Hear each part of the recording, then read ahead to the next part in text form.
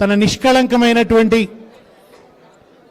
జీవన ఆచరణతో నిస్వార్థ కృషితో తెలంగాణ ప్రజల హృదయాల మీద చెరగని ముద్ర వేసినటువంటి ఆచార్య కొత్తపల్లి జయశంకర్ గారి జయంతి అంటే అది యావత్ తెలంగాణ ప్రజలకి చాలా ఉత్కృష్టమైనటువంటి రోజు, చాలా ప్రేరణనిచ్చేటువంటి రోజు.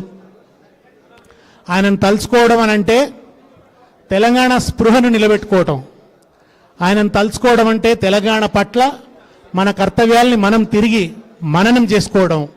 ఆయనను తలుచుకోవడం అంటే తెలంగాణ పురోగతి గురించి మనం అందరం కూర్చొని మథనం చేయటం, మన భవిష్యత్ కర్తవ్యాలను నిర్దేశించుకోవటం. దాంట్లో భాగంగా ఇవాళ ఇక్కడ సమావేశమయ్యాం. దీంట్లో మన వర్కింగ్ ప్రెసిడెంట్ గారు కేటీఆర్ గారు కూడా చాలా శ్రద్ధగా ఆయన ఒక 15 రోజుల నుంచే నాకు ఫోన్ చేస్తూ మనం జయశంకర్ గారి జయంతి సందర్భాన్ని భవన్లో మన కార్యకర్తల సమక్షంలో గొప్పగా జరపాలి అని గుర్తు చేస్తూ వస్తున్నారు. ఇవాళ రోజుకు మరొక 2 అంశాలు కూడా ముడిపడి ఉన్నాయి. మరొకటి ప్రజాయుద్ధ నౌక గద్దర్ వర్ధంతి కూడా ఇవాళ. ఆయన దిక్కుమొక్కు లేని జనం ఒక్కొక్కరు అగ్నికణం సింహకంఠ నాదంతో వస్తారిక కాచుకోండి అన్నట్టు దిక్కుమొక్కు లేని ప్రజల సింహకంఠం నాదమై ప్రతిధ్వనించిన వాడు గద్దర్. ఆయన కూడా అటు భూపోరాటాలకు తర్వాత తెలంగాణ ఉద్యమానికి కూడా తన పాటతో ప్రాణవాయువును అందించినాడు. మరొకరు మనందరికీ ఆత్మీయులు.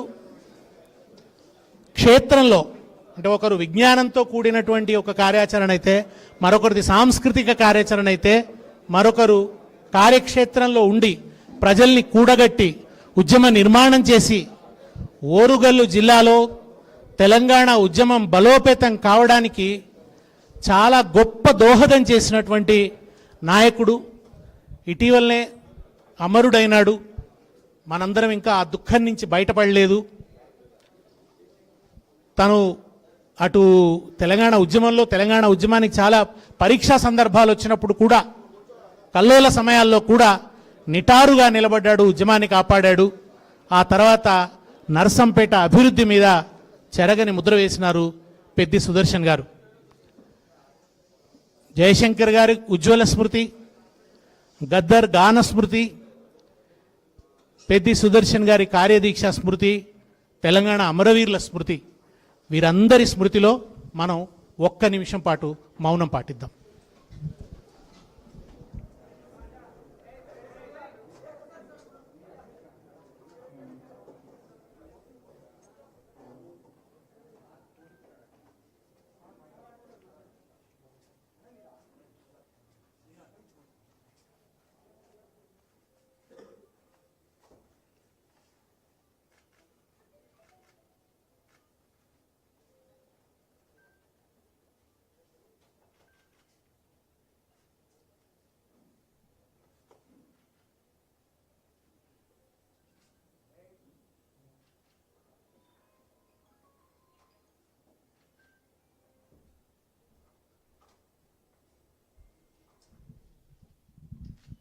జై తెలంగాణ, జై తెలంగాణ. జోహార్ ఆచార్య కొత్తపల్లి జయశంకర్, జోహార్ ఆచార్య కొత్తపల్లి జయశంకర్, జోహార్ ప్రజాయుద్ధ నౌక గద్దర్, జోహార్ పెద్ది సుదర్శన్. మిత్రులారా, తెలంగాణ ఉద్యమానికి 3 దశలు అనుకుంటే, ఒకటి 1952 ముల్కీ పోరాటం, రెండవది 1969 తొలి దశ తెలంగాణ పోరాటం, మూడవది మనందరం భాగస్వాములమైన మలిదశ తెలంగాణ పోరాటం. ఈ 3 పోరాటాలలో జీతా జాగ్తా గవా, సజీవ సాక్షి, కర్మసాక్షి, ఉద్విగ్న భాగస్వామి ఆచార్య కొత్తపల్లి జయశంకర్ గారు. 52 ఉద్యమంలో ఉన్నారు ఆయన. 69 ఉద్యమంలో అయితే యువకుడుగా, లెక్చరర్గా ఆయన చాలా ఆవేశపూరితంగా భాగస్వామి అయినాడు. మన మలిదశ ఉద్యమానికి వచ్చేటప్పటికీ ఆయన తెలంగాణ ఉద్యమానికి కావలసినటువంటి ఒక అద్భుతమైన సైద్ధాంతిక పునాదిని నిర్మించాడు. బౌద్ధిక కృషి జయశంకర్ గారిదైతే ఆ బౌద్ధిక కృషికి అద్భుతమైన భౌతిక శక్తిగా మలిచిన వారు కేసీఆర్. జయశంకర్ గారి బౌద్ధిక కృషికి గొప్ప భౌతిక రూపాన్నిచ్చి రాజకీయ వ్యక్తీకరణనిచ్చి వారిద్దరి జోడి తెలంగాణ రాష్ట్ర స్వప్నం సాకారం కావడానికి కారణమైంది. ఫజల్ అలీ కమిషన్ ముందు నిలబడి తెలంగాణను గురించిన వాదనలు వినిపించినవాడు జయశంకర్. భార్గవ కమిషన్ ముందు నిలబడి తెలంగాణ జరుగుతున్న అన్యాయాన్ని గురించి వివరించినవాడు జయశంకర్. కడశ్వాస దాకా ఆయన తన కర్తవ్యాన్ని విడిచిపెట్టలేదు. క్యాన్సర్ వచ్చి కడుపులో నొప్పి ఉన్నా, బాధ ఉన్నా, ఆయాస పెడుతున్నా, మృత్యువు జానెడంత దూరంలో ఉన్నప్పుడు కూడా కృష్ణ కమిటీ ముందు నిలబడి, ఇక్కడ మన శ్రవణ్ గారు కూడా మన ఉన్నారు ఎమ్మెల్సీ గారు, వారిద్దరు కలిసి రూపొందించారు కృష్ణ కమిటీకి సంబంధించినటువంటి రిపోర్ట్. ఒక ఉద్గ్రంథం లాంటి రిపోర్ట్ తయారు చేశారు. ఆ రిపోర్ట్ను కృష్ణ కమిటీ ముందు పెట్టి కృష్ణ కమిటీ ముందు కూడా కేసీఆర్ గారితో కలిసి వాదనలు వినిపించారు జయశంకర్ సార్. తన యావత్ జీవితాన్ని తెలంగాణ కోసం ధారపోశాడు ఆయన. ఒకే ఒక్క ఎజెండాతో జీవించాడు. జీవితమంతా ఒకటే ఎజెండా, వేరే ఎజెండా లేదు. నాకేమనిపిస్తుంది అంటే జయశంకర్ గారిని చూసినప్పుడల్లా తెలంగాణ తల్లి తన కోసం తాను నియమించుకున్న న్యాయవాదిలాగా కనిపిస్తాడు జయశంకర్ సార్. ఎప్పుడు ఆయన తెలంగాణ తల్లి పక్షాన వకాల్తా తీసుకున్నాడు, మనందరి పక్షాన వకాల్తా తీసుకున్నాడు.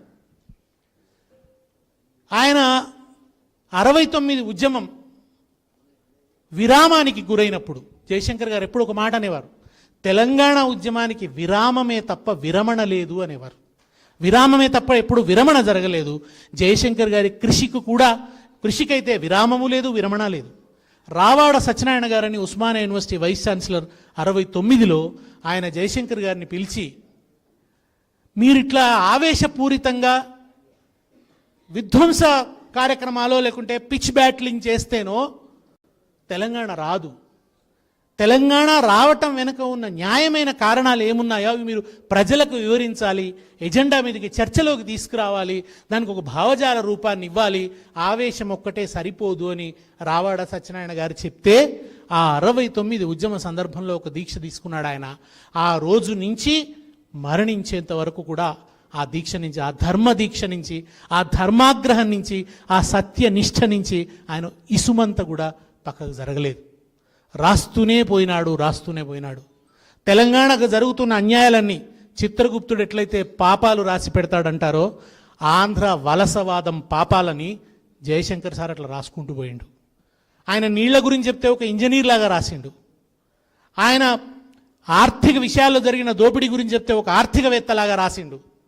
ఆయన సాంస్కృతిక విషయాలు, సాహిత్య విషయాలు మాట్లాడితే ఒక భాషా కోవిదుడిలాగా, సాహిత్యవేత్తలాగా మాట్లాడిండు ఆయన. చాలా ఆశ్చర్యం కలుగుతుంది. అంటే ఎంత పరిశ్రమ చేశాడు ఆయన, ఎవరి కోసం చేశాడు ఆ పరిశ్రమ? దాంట్లో తనదైన ప్రయోజనం ఇసుమంత కూడా లేదు. 69 ఉద్యమ సందర్భంలోనే ఆనందరావు తోట అనే ఆయన మిత్రుడికి జయశంకర్ గారికి టికెట్ ఇస్తామంటే, ఒకరికి జనగామ నుంచి ఒకరికి భువనగిరి నుంచి టికెట్ ఇస్తామంటే ఆయన వద్దన్నాడు. నేను పోరాటంలో నిమగ్నమై ఉండాలి, నేను రాజకీయాల్లో పదవులలో ఉంటే నా పోరాట కార్యాచరణ పక్కకు పోతుంది కనుక వద్దు అన్నాడు. నిజంగానే ఆ ఉద్యమం రాజకీయ మోసానికి గురై అర్ధాంతరంగా ఆగిపోయింది. కానీ ఆగిపోయిన జయశంకర్ గారు మాత్రం విరమించలేదు. ఆయన ఎక్కడ కూడా ఆ స్పృహని ఆయన కోల్పోలేదు. నమ్మాడు ఆయన, ఒక రోజు వస్తుంది అంటే. ఎవరమైనా కానీ మనం నమ్మి ఆచరిస్తే, నిమగ్నతతో ఉంటే, నిబద్ధతతో ఉంటే, ఒక సామాజిక లక్ష్యం కోసం నిబద్ధతతో నిమగ్నతతో పోరాడితే, దాన్ని పట్టుకొని ఉంటే తప్పకుండా ఒక రోజు వస్తుంది. ఆయన నమ్మాడు. అట్లా నమ్మి ఆయన ఎప్పుడు చెప్పేవారు, విద్యావంతులు ఎప్పుడు కూడా ప్రజా ఉద్యమాల పట్ల ఇండిఫరెంట్గా ఉండొద్దు, అట్లా ఉండడం దేశద్రోహం అని చెప్పేవాడు ఆయన.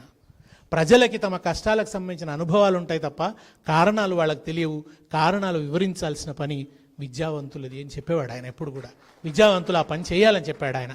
కనుక ఆ పనిని ఆయన చేస్తూ వస్తే నిజంగానే ఆయన అన్నట్టుగా ఒక రోజు వచ్చింది.